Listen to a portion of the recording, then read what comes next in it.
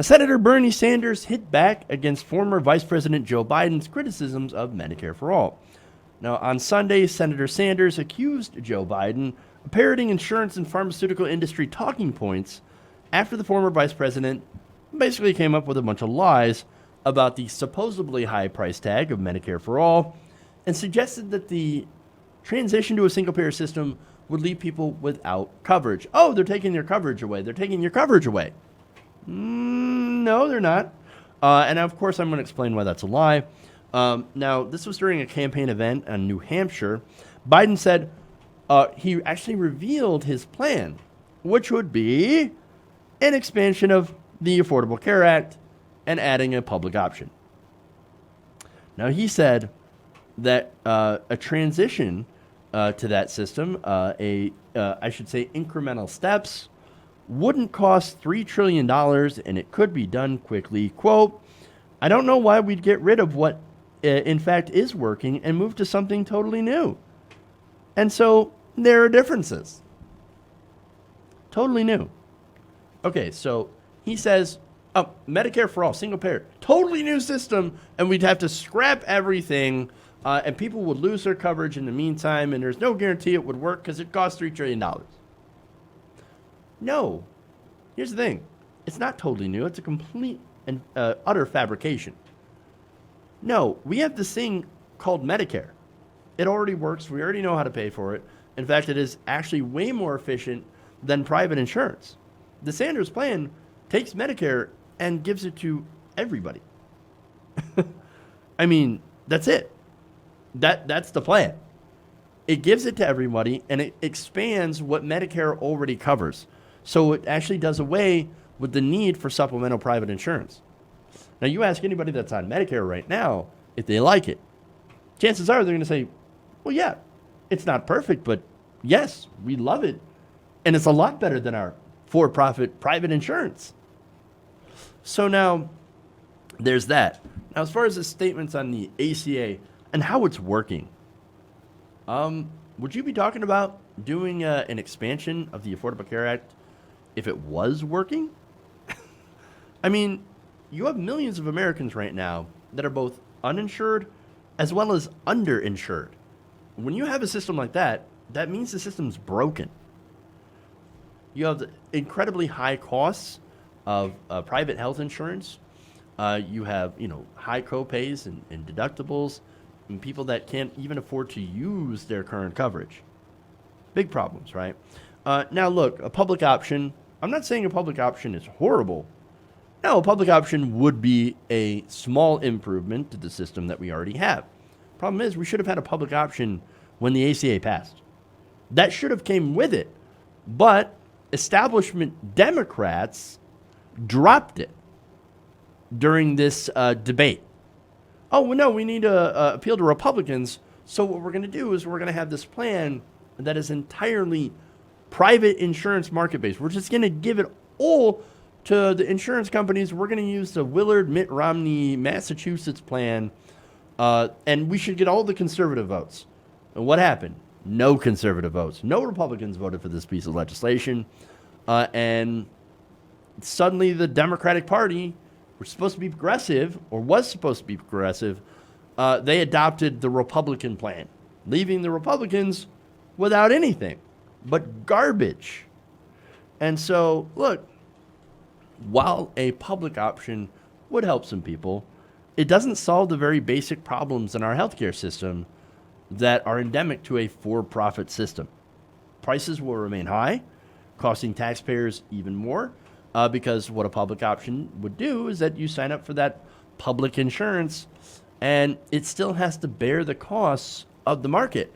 So it's just going to cost taxpayers more. And look, here's the thing. Right now, did you know our current healthcare system has actually cost more than a single payer would? And it just gets worse in the future if we don't do anything. In about 10 years, we will spend about $5 trillion on our healthcare system. We're already at $3.2 trillion. That's our current spending. Medicare for All would actually save $2 trillion. Why? It's because, for one, they would rein in pharmaceutical companies. They would rein in healthcare spending prices in hospitals at the point of service. And not only that, but again, you wouldn't have to pay for advertising. Everything would be streamlined under one plan with a very, very low overhead. And they would be able to negotiate prices a lot more effectively. You do that, prices for healthcare will drop like a stone. Now, Bernie Sanders, finally getting to his response. He responded by calling Biden's attack, quote, absurd. Obviously, what Biden was doing is what the insurance companies and the pharmaceutical industry's Republicans do, ignoring the fact that people will save money in their health care because they will no longer have to pay for premiums or out-of-pocket expenses. They will no longer have high deductibles and high co-payments. The charge he's making is exactly what the Republicans are saying. So I love that because basically he's saying Joe Biden is a Republican.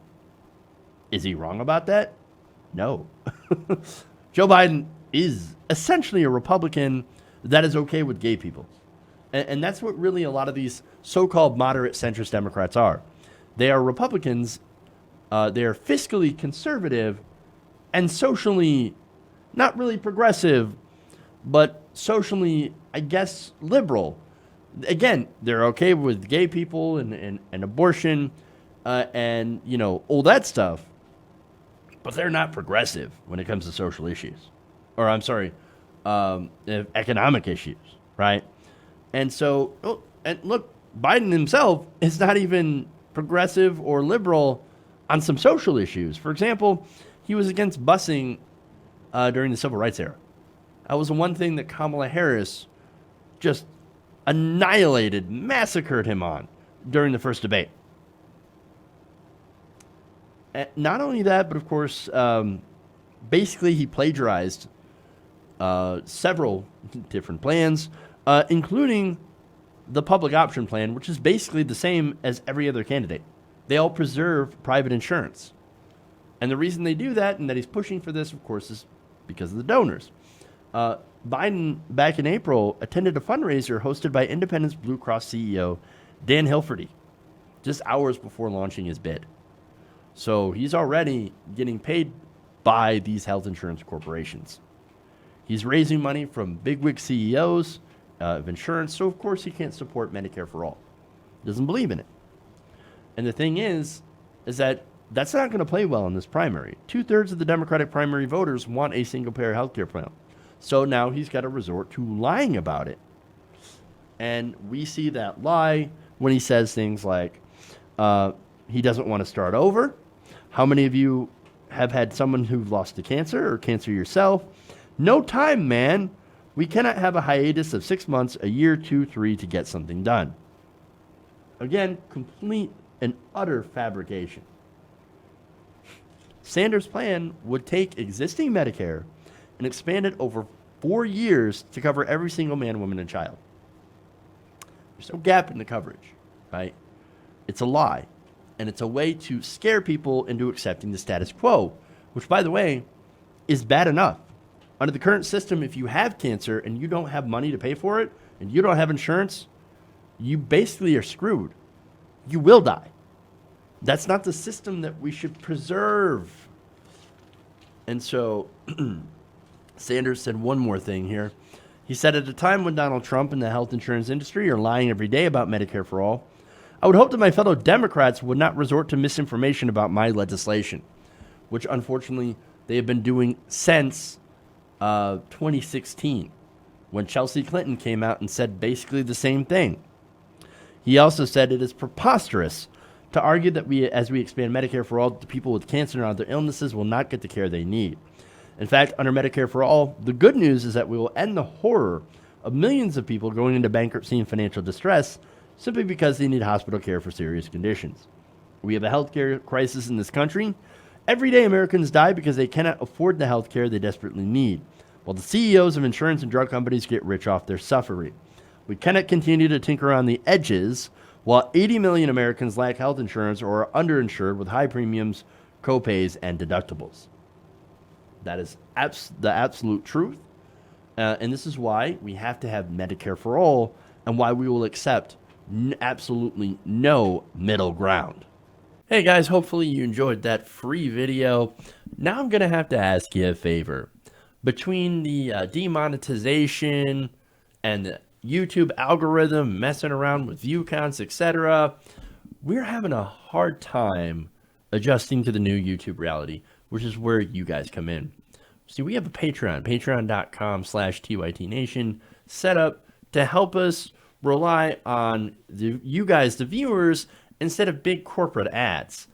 Look, you know the show. You know I'm not in favor of big corporations anyway. So help us transition away from relying on the ad model to pay the bills and sign up to be a patron, patreon.com/TYTNation. That goes a long way to help us keep the lights on. And you guys will know that you're supporting independent progressive media.